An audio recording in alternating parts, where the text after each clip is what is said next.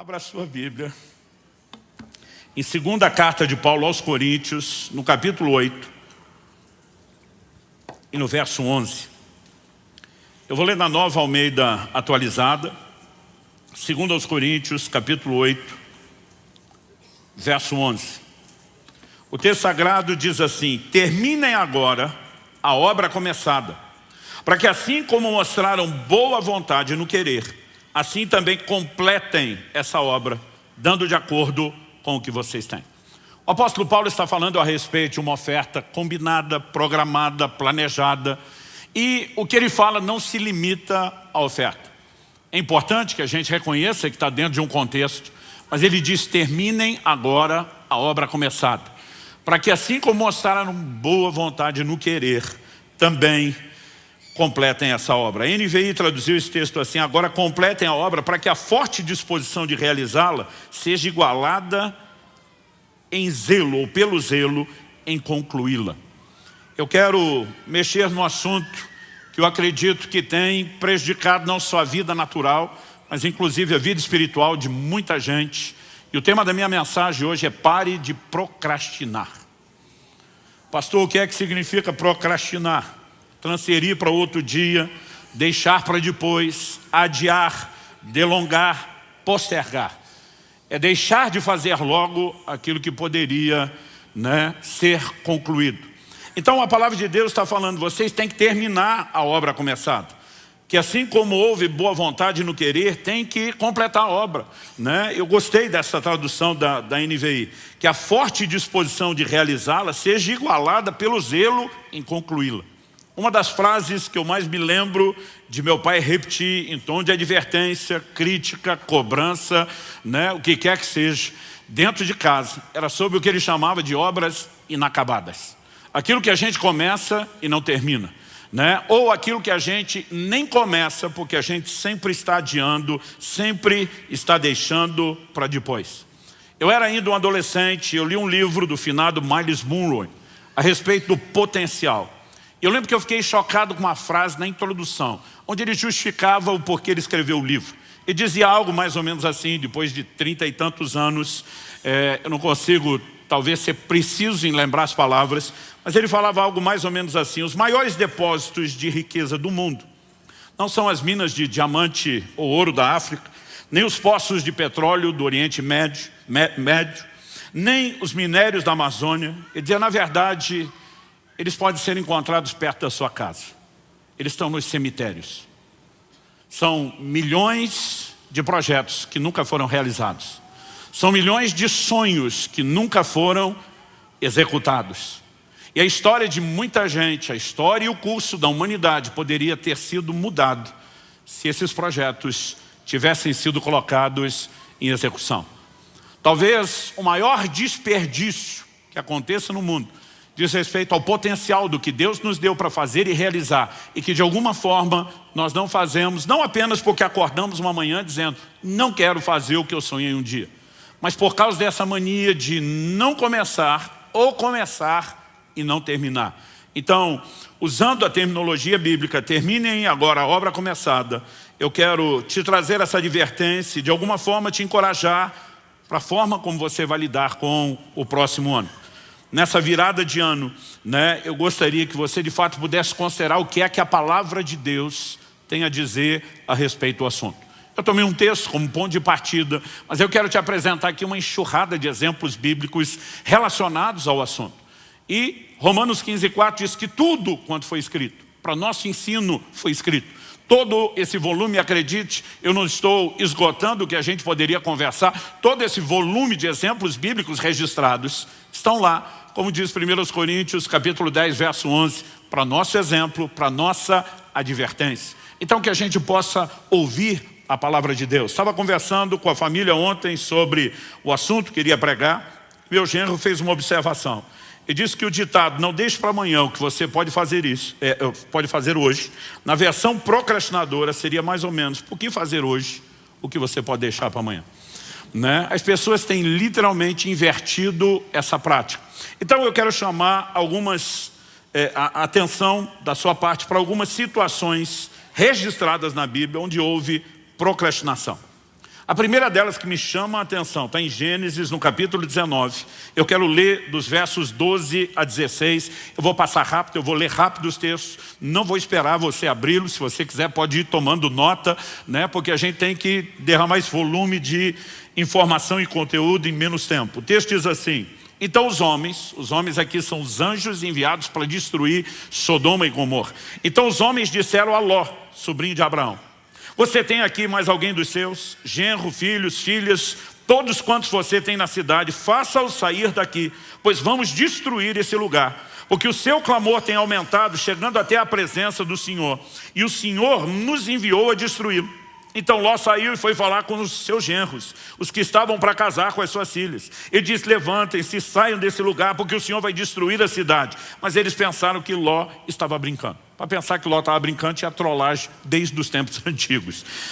O texto continua e diz assim: ao amanhecer os anjos apressaram Ló, dizendo: levante-se, pegue a sua mulher e as suas 2 filhas que aqui se encontram, saia daqui, para que você não morra quando a cidade for castigada. Como, porém, ele se demorasse, aqueles homens o pegaram pela mão, a ele, a sua mulher e as 2 filhas, sendo-lhe o Senhor misericordioso, e o tiraram e o puseram fora da cidade. Gente, como alguém que é visitado por anjo recebe a notícia: isso tudo vai ser destruído, some daqui, chispa, desapareça, precisa ficar sendo pressionado, cobrado e no final arrastado para fora da cidade, pela misericórdia de Deus? O que leva alguém a agir dessa forma?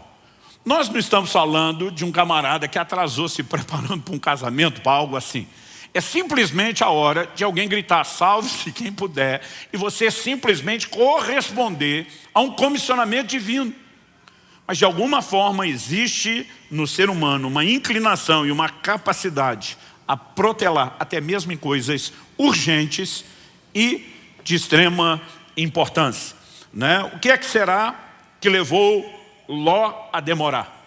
Será que é o fato de não ter conseguido convencer os genros e talvez tentar mais? Será que era talvez uma demonstração de apego àquilo que era material, imaginando: eu vou perder isso tudo, e de repente o coração está preso naquilo? Nós sabemos que sua mulher agiu assim, porque ao saírem da cidade o anjo diz: não olhe para trás, e a mulher de Ló desobedeceu e olhou para trás.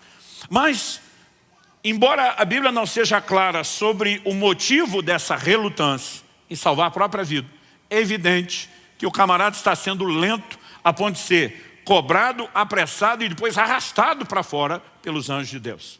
O que o leva, né, o levou a agir assim, o que leva as pessoas a agir assim. Eu quero te dar um outro exemplo bíblico.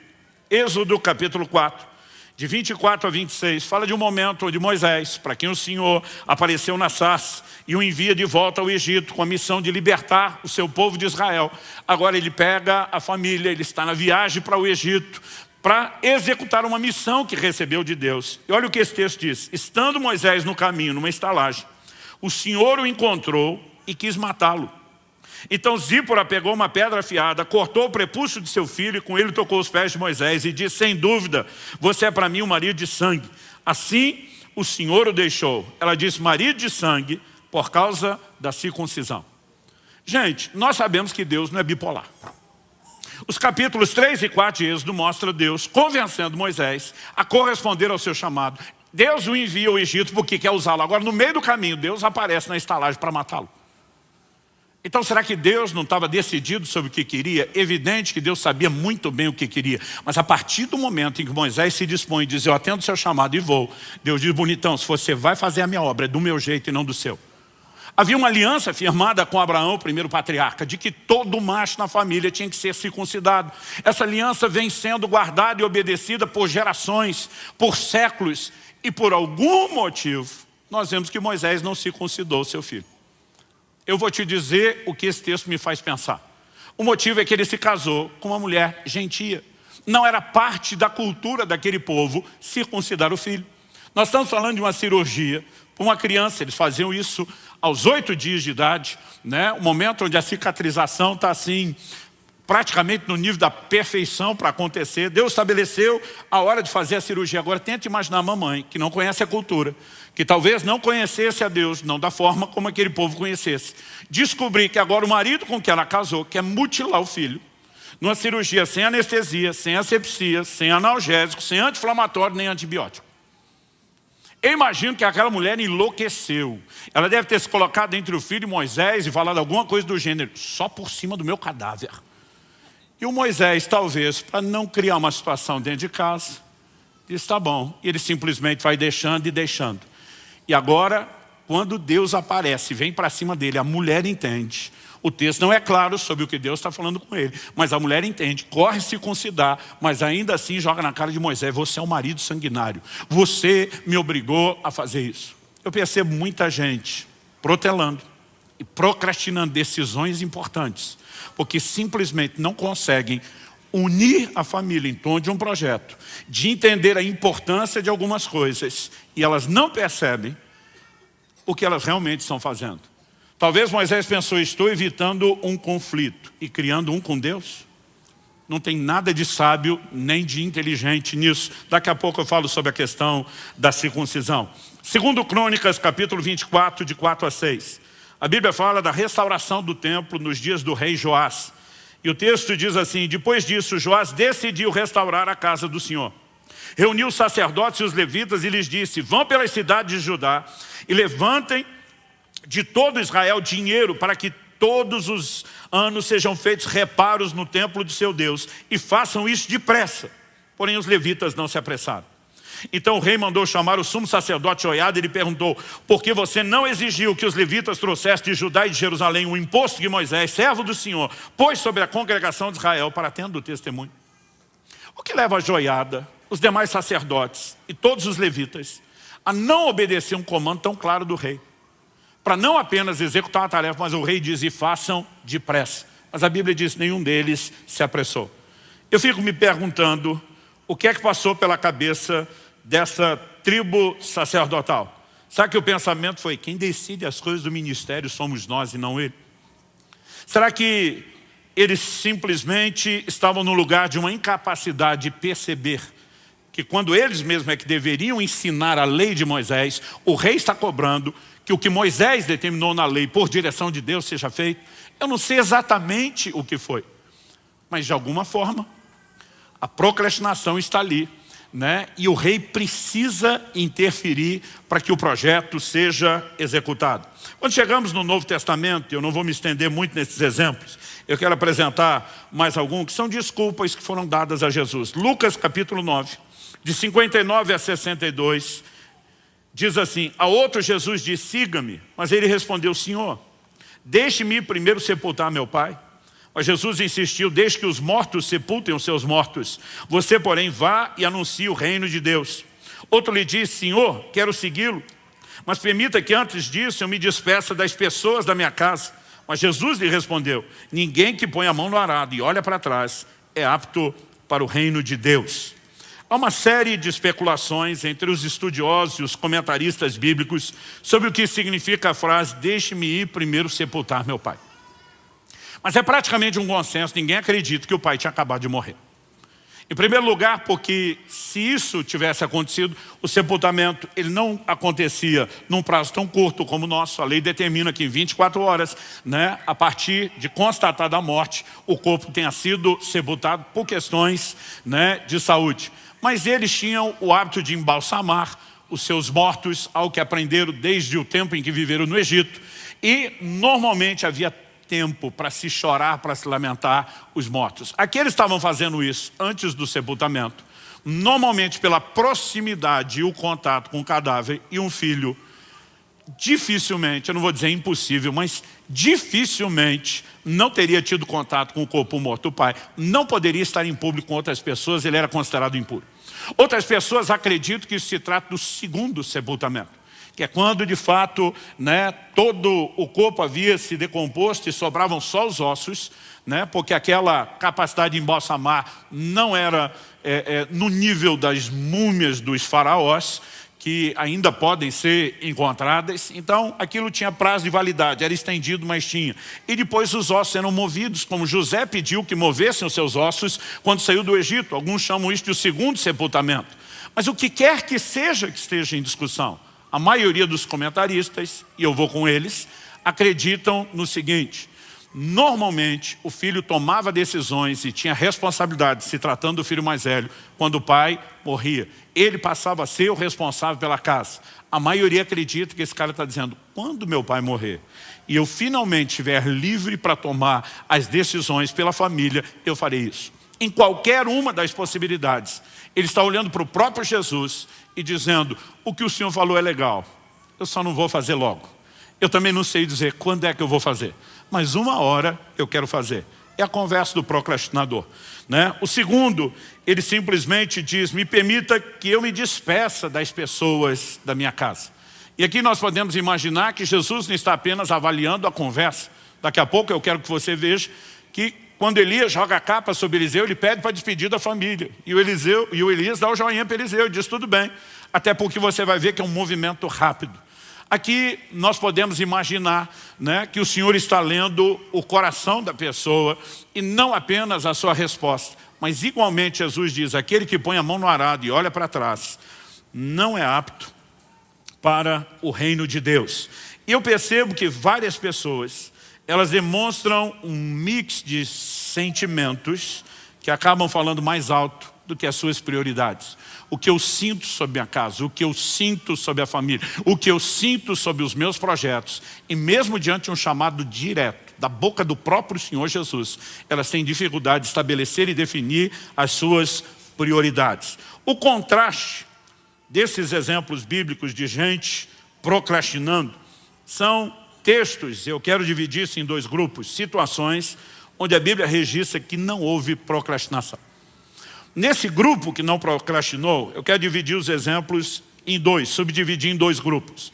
Os que agiram imediatamente e aqueles que refletiram antes de agir, mas também não demoraram para agir.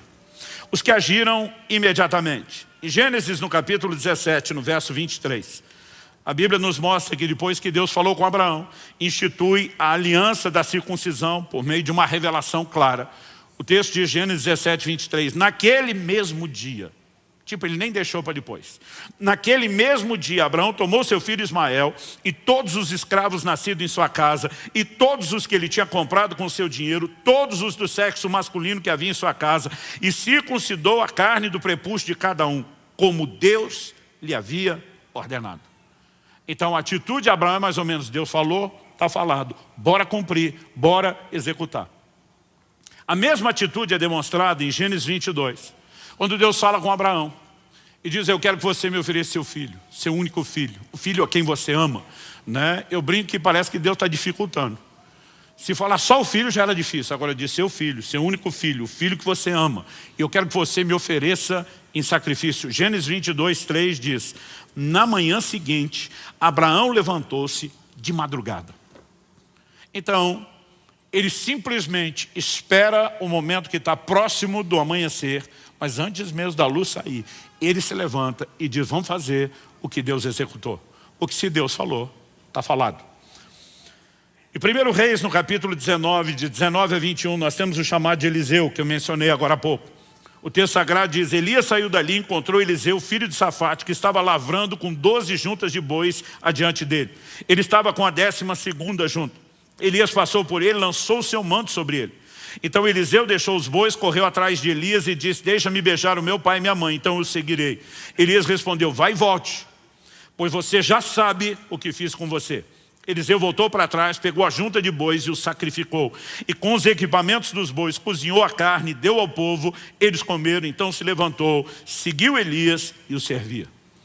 Ele despede da família, ele despede das pessoas à volta, ele simplesmente sacrifica o instrumento de trabalho, ele não termina o que ele estava fazendo o arado, e ele imediatamente se dispõe para cumprir o seu chamado. É o que nós lemos em Marcos, no capítulo 1, no verso 18, o chamado dos irmãos Pedro e André. Quando Jesus simplesmente passa por eles e os chama, a Bíblia registra, Marcos 1, 18, eles deixaram imediatamente as redes e o seguiram. Algo curioso que você vai perceber é que Deus nunca chamou ninguém para fazer coisa nenhuma que estivesse desocupado. Nunca, você não vai achar um exemplo bíblico. Todo mundo que Deus chamou estava trabalhando. Porque se no trabalho, no que é natural, com certeza vai fazer corpo mole para aquilo que é espiritual. E sabe, muitas vezes nós separamos demais as coisas. Nós espiritualizamos demais, a gente acha que procrastinar na vida natural não tem nada a ver com a forma de vivemos a vida espiritual. Mas a verdade é que nós refletimos na vida espiritual os valores e as práticas que nós temos naquilo que é natural. E o Senhor está atrás não só de gente que trabalha, mas de gente que consiga dizer, eu vou te atender e eu vou fazer logo aquilo que o Senhor está mandando, aquilo que o Senhor está determinando. Em Atos 16, 10, nós temos a resposta de Paulo. A Bíblia diz que à noite ele tem uma visão de um jovem da Macedônia que aparece a ele e diz, passa a Macedônia e ajuda-nos. E Atos 16, 10 registra, assim que Paulo teve a visão, imediatamente procuramos partir para aquele destino. Respostas instantâneas, imediatas, sem nenhuma enrolação, sem nenhuma procrastinação. Pastor, mas teve gente que não agiu assim tão depressa? Tem. Pelo menos 2 exemplos que merecem a minha e a sua atenção. São aqueles que refletiram antes de agir. Mas mesmo nesse grupo você não vê uma demora na reflexão e nem vê uma demora no pós-reflexão, que diz respeito à ação. O primeiro deles, José, que teria a honrosa, gloriosa e grande missão de ser a figura paterna na criação de Jesus. A Bíblia diz em Mateus, no capítulo 1, de 18 a 20, o seguinte, o nascimento de Jesus Cristo foi assim. Maria, sua mãe, estava comprometida para casar com José, mas antes de se unirem, ela se achou grávida pelo Espírito Santo. José, com quem Maria estava para casar, sendo um homem justo e não querendo envergonhá-la em público, resolveu deixá-la sem que ninguém soubesse. Deixa eu fazer uma pausa antes de continuar a leitura. Você acha que a primeira coisa que passou na cabeça de José é, minha noiva prometida a mim, viveu uma experiência sobrenatural que nunca aconteceu antes, nem acontecerá depois. A primeira reação de José é simplesmente trabalhar com a lógica. Se ela está grávida, ela não foi fiel. Mas a Bíblia diz que porque ele era justo, ele simplesmente toma a decisão. Eu vou deixá-la em silêncio. Eu não quero que ela seja difamada. Alguns acreditam que ele poderia aplicar a lei de Moisés, exigir que ela fosse morta. O coração dele é correto, mas olha o que diz a continuação do texto. Enquanto ele refletia sobre isso, eis que lhe apareceu em sonho um anjo do Senhor dizendo, José, filho de Davi, não tenha medo de receber Maria como esposa, porque o que nela foi gerado é do Espírito Santo. Tem muita gente tomando decisão impulsiva, naquele calor do momento, onde os sentimentos estão acesos, onde você não conseguiu enxergar ou avaliar ou ponderar todas as coisas, e muita bobagem acontece aí. Esse homem que Deus soube escolher era um homem sábio. Ele está pensando, ele já tem mais ou menos seu plano, mas ele diz, deixa eu refletir um pouco mais.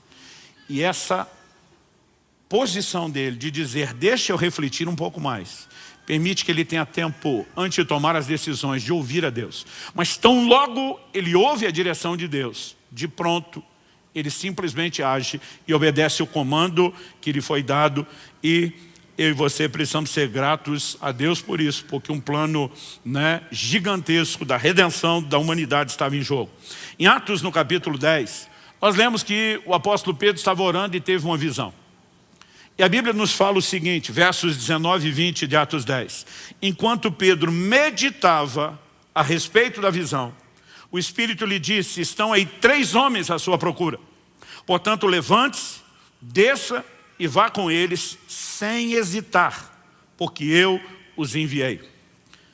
E o que você vai ler depois no verso 23, é que ele recebe essas pessoas, dá pouso a eles, e no dia seguinte, todo mundo já sai de viagem, porque eram 2 dias de viagem, 60 quilômetros de trajeto para caminharem a pé. Eu não quero de forma alguma fazer parecer que refletir seja ruim. Quando nós falamos de procrastinar, é algo que toda hora está sendo empurrado, toda hora está sendo empurrado. Não, segunda eu vou começar a dieta. Mas na segunda, ele diz, pode ser na outra segunda, porque afinal de contas, qualquer segunda está no seu dia. Então existem coisas que vão sendo prorrogadas de forma indefinida. Existem outras que você pode chamar de planejamento estratégico.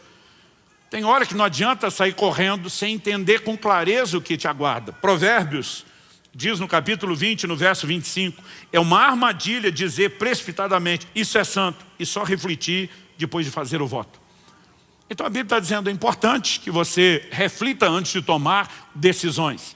Agora, o que você não pode, em nome da reflexão, passar a vida inteira refletindo e nunca tomar a tal da decisão de fazer aquilo que tem que ser feito ou de completar aquilo que foi começado. Nós vemos o próprio Jesus falando em Lucas, no capítulo 14, dos versos 28 a 30. Ele não queria ensinar sobre planejamento, mas ele dá o exemplo que todo mundo entende. Ele diz: qual de vocês é o homem que na hora de construir uma torre não senta primeiro para calcular quanto custa, para ver se pode terminar? Ou seja, não sai correndo construir, planeje. Quanto recurso eu preciso, quanto tempo eu preciso. Agora, é diferente você entender um planejamento estratégico, né, que requer de você um tempo de reflexão, de planejamento para o projeto, de procrastinação. Essas coisas não podem ser comparadas. A procrastinação é aquele cara que ele está sempre refazendo o projeto, sempre refazendo, mas nunca faz nada, só faz o projeto. A execução não acontece. Qual a diferença entre esses dois subgrupos que eu chamei, essa subdivisão de dois grupos dos que executaram? A diferença é uma só. O primeiro grupo que agiu imediatamente já tinha uma palavra de Deus, já sabia o que tinha que fazer. E se Deus falou, você não tem mais nada para pensar.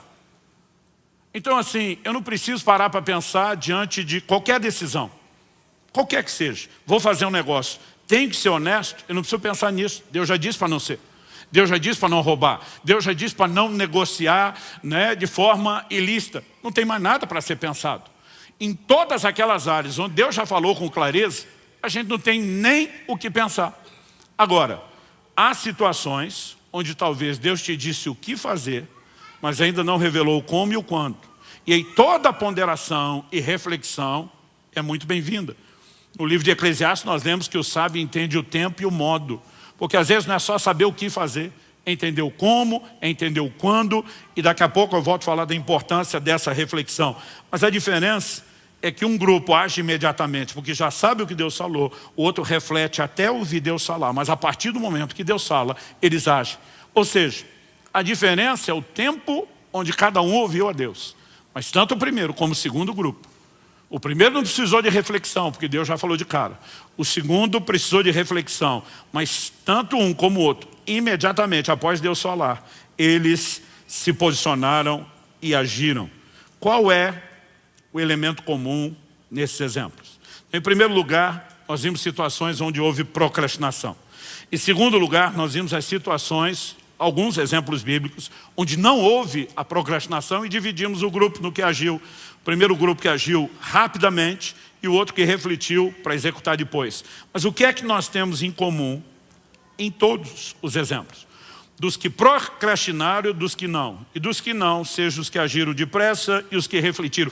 O que é que nós temos em comum nessas três situações que foram avaliadas? Eu não sei você, mas eu gosto muito de estudar a palavra de Deus procurando padrões. Aquilo que se repete. E nós temos um padrão aqui. E o ponto em comum é a voz de Deus. Quando você olha para o primeiro grupo de gente que procrastinou, o que você tem pode ser resumido dessa forma: gente que não deu ouvidos à voz de Deus. Ló, em relação à direção dada por meio dos anjos, está relutando. O que significa a palavra anjo? Mensageiro. São enviados da parte de Deus. Vieram com uma mensagem de Deus, com uma missão de Deus. Mas Ló está demorando em corresponder com aquilo que Deus, por meio dos anjos, falou. Moisés, quando falamos a respeito da circuncisão e de por que a coisa ficou do jeito que ficou naquela estalagem, porque ele simplesmente não está obedecendo uma determinação divina que não era apenas dos seus dias. Quando Deus aparece para ele na sarça, ele aparecendo: eu sou o Deus de Abraão, de Isaac e Jacó. Ou seja, o que eu vou fazer está relacionado à aliança que eu fiz com as primeiras gerações dos patriarcas. E Deus já tinha ordenado que todo mundo tinha que circuncidar. Por que é que a ira de Deus se acende contra Moisés? Porque ele não está obedecendo o que Deus falou. Quando nós olhamos para o sacerdote Joiada e os levitas que não obedeceram a ordem do rei Joás, eles não estavam desobedecendo apenas uma ordem real, uma lei civil, um decreto estabelecido pelo próprio rei. O rei estava dando uma ordem fundamentada no que a lei de Moisés, a Bíblia que eles tinham, dizia. E eles simplesmente não estão dando atenção e valor ao que Deus falou. Por outro lado, quando falamos dos que não procrastinaram, mesmo olhando aquela subdivisão em dois grupos, os que agiram imediatamente deram ouvidos à voz de Deus. Abraão com a circuncisão ou com o sacrifício de Isaac. Ele simplesmente disse, sim senhor, é para já, é para ontem.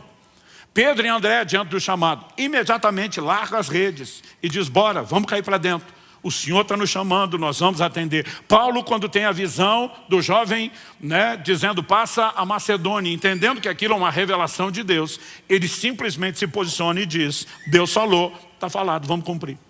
E mesmo os dois exemplos que demos, dos que refletiram antes de agir, eles refletiram até ouvir Deus. Então José está refletindo sobre o assunto, até que o Senhor fale com ele por meio de uma revelação. Pedro está refletindo sobre o que significa a visão, porque até então ele não entendeu nem a visão. Não dá nem para dizer que Pedro não quer agir. Ele precisa saber o que fazer. Mas tão logo o Espírito Santo fala, 3 homens estão aí à porta. Vá com eles sem hesitar, nada duvidando. O Pedro simplesmente sai e vai obedecer aquilo que Deus fez. Ou seja, o ponto em comum é, o que Deus disse está sendo ouvido, o que Deus falou está sendo executado. Então, basicamente, eu diria que a forma como nós nos relacionamos com a voz de Deus é determinante no assunto da procrastinação ou de nos livrarmos dela nas nossas vidas. E eu quero, obviamente, que você possa fazer essa distinção que eu já fiz antes, de procrastinação e espera. O que é espera?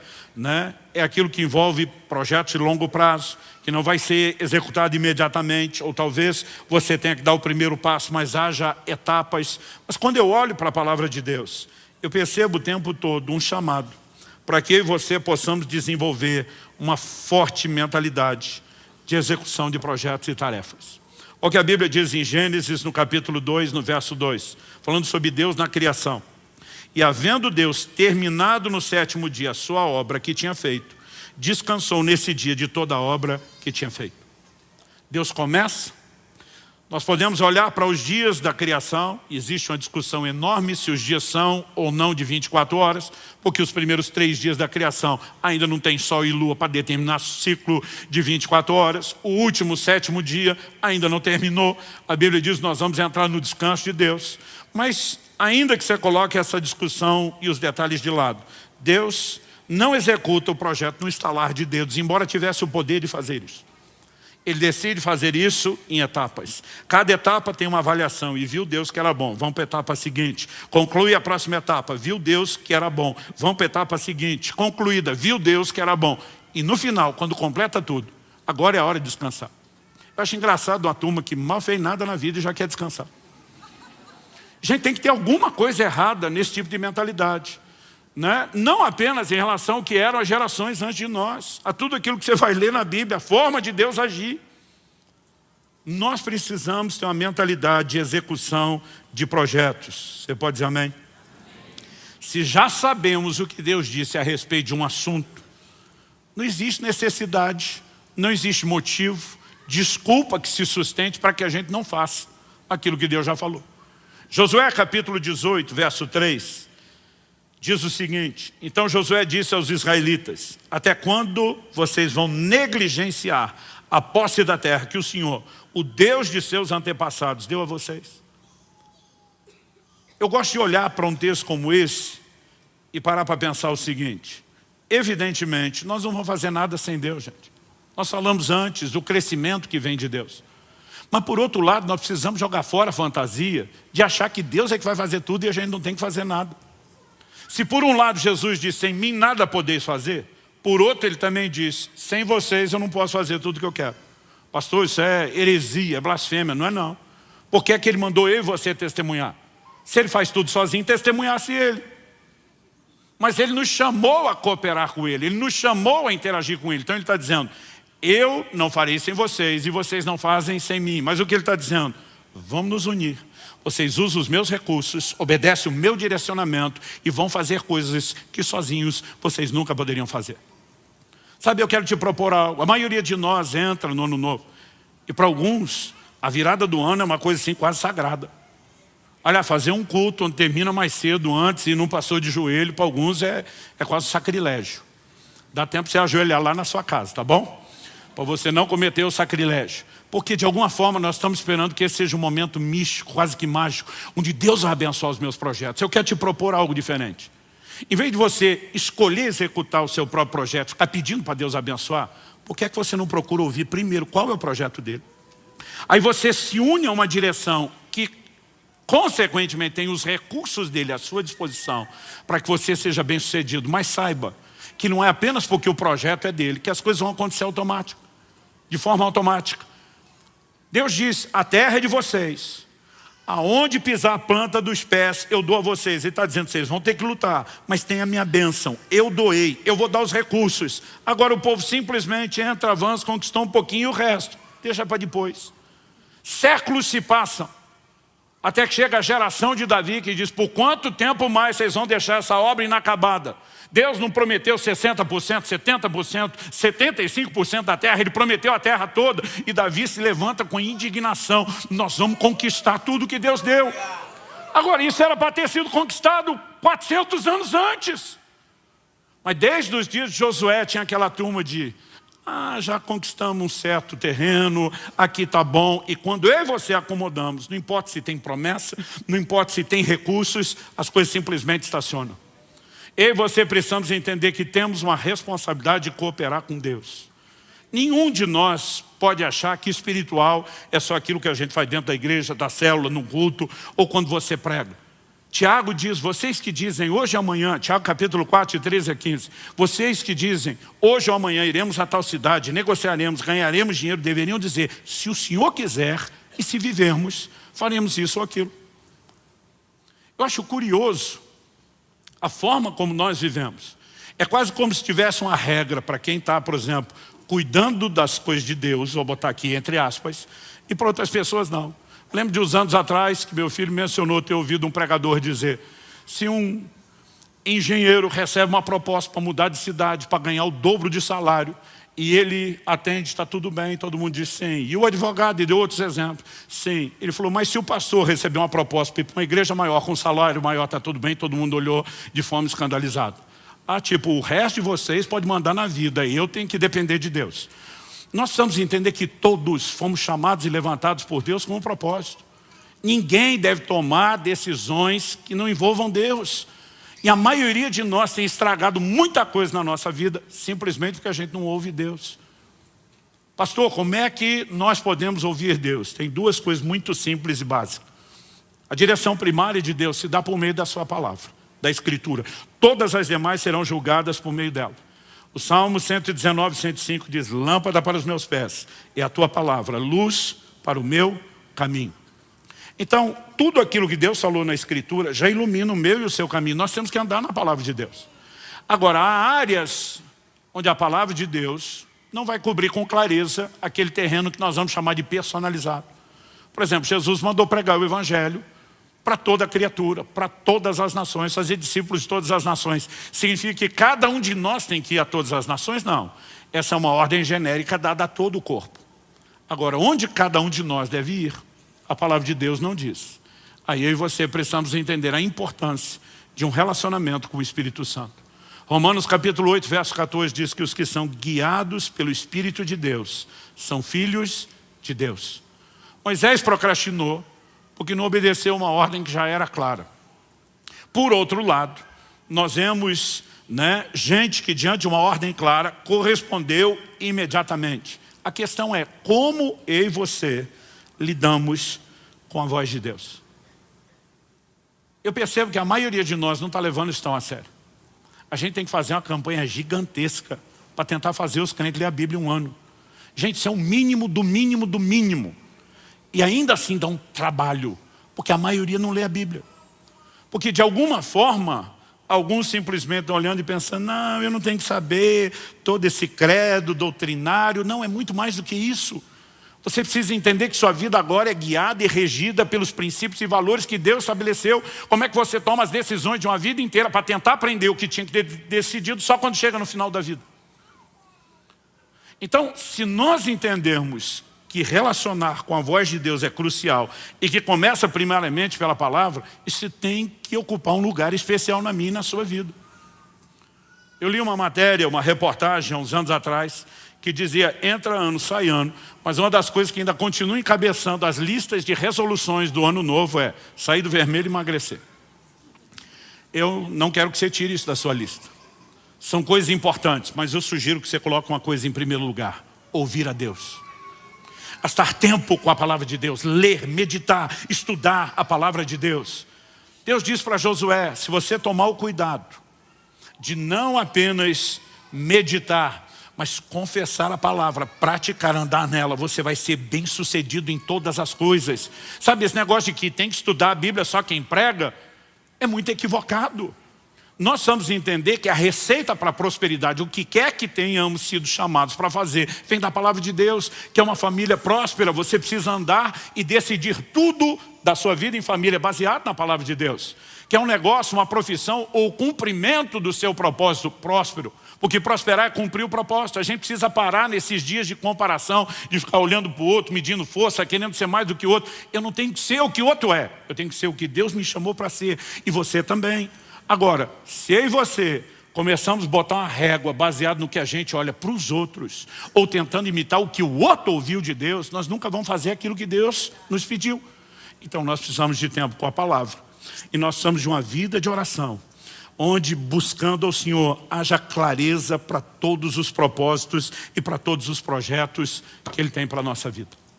Porque se a voz de Deus for clara, eu e você vamos poder nos posicionar e agir em cima disso. Repito, agir imediatamente não significa fazer tudo de uma vez. Algumas coisas que nós somos chamados, que eu vou repetir, são projetos de longo prazo. A gente não pode olhar para algumas coisas como, esse ano eu vou dar um gás na criação do filho e no outro eu estou liberado. Não, até que eles cresçam, você está envolvido nesse projeto. Nós podemos falar de coisas que envolvem uma vida inteira.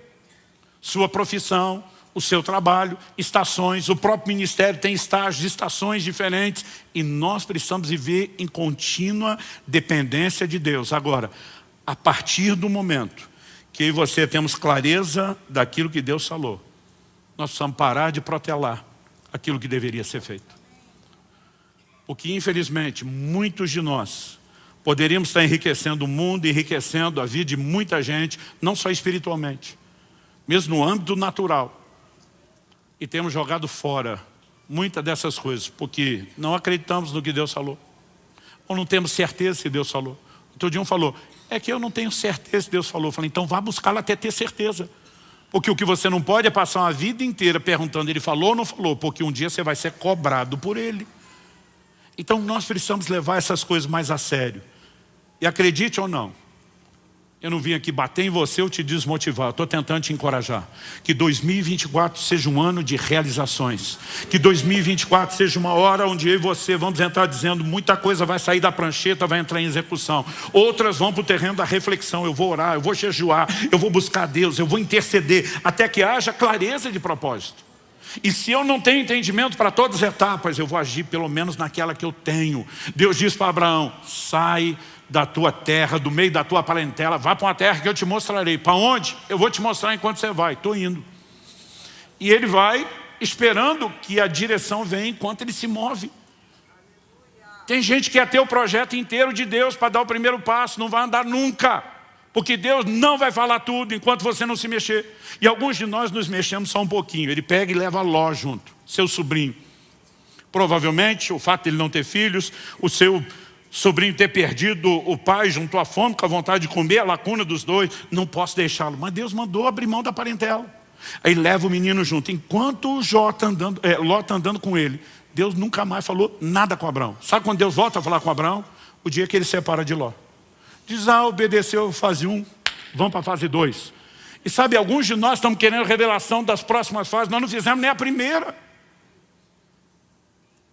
Mas se eu e você tivermos o cuidado de ouvir Deus, e com a segurança de que temos ouvido, seja o que a Escritura fala com clareza, ou aquilo que o Espírito Santo tem trazido, sem choque com a Escritura, e nos posicionarmos nessas coisas, nós poderemos construir algo significativo, duradouro, edificante, e que um dia, quando eu e você estivermos diante do Senhor, vamos poder ouvir a frase que o pastor Marciano mencionou, e eu vivo por essa frase: servo bom e fiel, entra no gozo do teu Senhor. Alguns acham que é só um momento de dizer entra. É um momento onde Ele vai avaliar se você fez aquilo que foi mandado ou direcionado a fazer ou não. Então a minha oração a Deus, e é uma santa indignação dentro de mim, eu espero não estar sendo hostil com você na forma como eu falo, é que a gente pare de procrastinar. Então eu queria que você falasse para os dois irmãos, pelo menos o da direita e o da esquerda. Fala para ele, mesmo se não conhecer, faz cara de paisagem, finge que você tem autoridade, fala, pare de procrastinar. Não fala rindo não, fala com cara séria, pare de procrastinar. Agora, antes de orarmos, eu quero ler um último texto. Eclesiastes capítulo 12, verso 1 diz: lembre-se do seu Criador, nos dias da sua mocidade, antes que venham os dias maus, e cheguem os anos em que você dirá, não tenho neles prazer. Há muita gente deixando Deus entrar só no final da vida. A Bíblia diz, lembra do teu Criador, nos dias da sua mocidade, bota Ele para dentro o mais rápido possível. Porque vai chegar um momento, onde mesmo que Ele entre, você vai se arrepender profundamente, pelo fato de tê-lo deixado entrar só no fim. Sem contar aqueles que acham que vão deixá-lo entrar depois, e descobrem que não teriam todo esse tempo, e quando descobrem, no momento da sua morte, já não há mais nada para ser feito. Eu não quero apenas falar sobre a execução dos seus projetos e terminar sem mexer no que é primordial. Se você está aqui hoje, não importa se você está aqui a primeira vez num culto, numa igreja evangélica, né, ou se já tem frequentado aqui ou outras igrejas, você que nos acompanha na transmissão, se você ainda não entregou sua vida a Jesus, meu apelo, número 1, pare de protelar a decisão mais importante da sua vida. É a sua eternidade que está em jogo. E honestamente, meu querido, não é Jesus que precisa de você. É você que precisa dele. Não é Ele que está implorando por você. Se você não trouxê-lo para a sua vida, não fizer dele o seu Senhor e Salvador, quem perde é você. E acredite, é uma perdição eterna, irreversível. Então eu termino dizendo, comece pelo primordial. Deus precisa entrar na minha vida. Talvez você precise tomar a decisão de entregar sua vida a Cristo ou de se reconciliar com Ele. Nós estamos felizes que, como foi dito, né, tantas pessoas entrando na casa dos milhares entregaram a vida a Jesus esse ano aqui. Mas nós queremos ver muito mais gente sendo chacoalhada e parando de procrastinar a decisão mais importante de dizer, eu vou me render a Cristo. E antes de terminar a reunião e o culto e antes de orar com os demais, eu quero fazer a pergunta. Há alguém aqui hoje que precisa entregar sua vida a Jesus, não fez, sabe que Deus está chamando e quer tomar essa decisão? Nós queremos orar com você agora. Nós não vamos deixar isso para o ano que vem. Nós queremos ajudá-lo na sua decisão mais importante. E antes de chamá-lo, eu quero que você saiba, né, toda essa gente que está aqui está torcendo por você, está orando por você. Ninguém está julgando você, pelo contrário, a gente faz festa, porque Jesus disse que a festa nos céus, quando o pecador se arrepende, a gente faz festa aqui também. Então, se alguém que precisa dessa decisão hoje, eu nem vou gastar tempo implorando, né, para que você tome a decisão. Você sabe, está consciente, foi tocado por Deus. A Bíblia diz, se hoje ouvides a sua voz, não endureça o coração. Interessante que Deus trata a salvação sempre hoje, nunca é para amanhã. Não tem procrastinação para isso. Hoje é o dia aceitável, hoje é o tempo da salvação. Se hoje ouvides a sua voz. Então você que entende que não pode mais deixar isso para amanhã e quer finalizar o ano com a melhor decisão, antes de entrar no próximo, já começando por aquilo que é o primordial, o top, o mais primário, colocar Jesus em sua vida, seja entregando-a pela primeira vez, caso você nunca fez, ou reconciliando-se com Ele, caso você tenha se desviado ou se afastado, esfriado espiritualmente, chame isso como quiser, você sabe que precisa de um recomeço. Eu quero que você, eu vou pedir que todos fiquem em pé, isso vai facilitar o que nós vamos fazer. Eu quero que você saia o mais rápido possível do seu lugar e venha aqui para frente agora. Nós vamos orar com você por esse novo começo. Rapidamente. Pastor, eu preciso dessa decisão, entregar minha vida a Cristo, reconciliar-me com Jesus. Sai do seu lugar e vem para cá. Na autoridade do nome de Jesus Cristo, eu quebro toda a cadeia, toda a amarra espiritual que tente impedir as pessoas de corresponder ao convite do Espírito Santo. Eu declaro cada pessoa nesse lugar, os que nos acompanham pela internet, livres para responderem ao convite do Senhor. Você que está acompanhando a transmissão, você pode tomar essa decisão onde você estiver, né? A menos que você esteja no meio de uma tarefa, não permita isso. Eu gostaria que você parasse o que estiver fazendo. Se possível, você, como eles, pudesse ficar de pé, ainda que não esteja necessariamente na frente de outros, e fazer essa oração juntamente conosco. Há mais alguém? Eu quero pedir a cada um de vocês que veio à frente, que faça uma oração comigo. Eu vou pedir que vocês repitam essa oração em voz alta, assim como você que nos acompanha pela transmissão. Jesus falou sobre confessá-lo diante dos homens. Confessar é verbalizar, é reconhecer um fato. Então diga comigo: Senhor Jesus, eu reconheço a minha condição de pecador e que só o Senhor é o único Salvador. Reconheço também que a sua morte e ressurreição foram a providência de Deus para a minha salvação. E hoje eu me arrependo dos meus pecados e pela fé eu me aproprio da minha justificação. Eu declaro que hoje é um novo dia, é o início de um novo tempo, e que a partir de hoje serei um discípulo de Jesus. E você, Jesus, será o meu Senhor. Eu invoco o seu nome e toda a salvação que há nesse nome. E eu declaro que a partir de hoje sou totalmente teu. Eu falo isso em teu nome, Jesus. Amém. Amém. Você pode dar ao Senhor um forte aplauso pela decisão deles.